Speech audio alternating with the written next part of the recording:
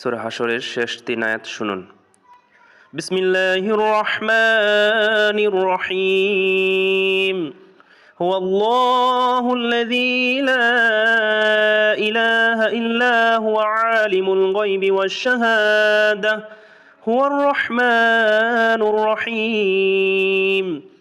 হুয়াল্লাহুল্লাযী লা ইলাহা ইল্লা হু الملك القدوس السلام المؤمن المهيمن العزيز الجبار المتكبر سبحان الله عما يشركون.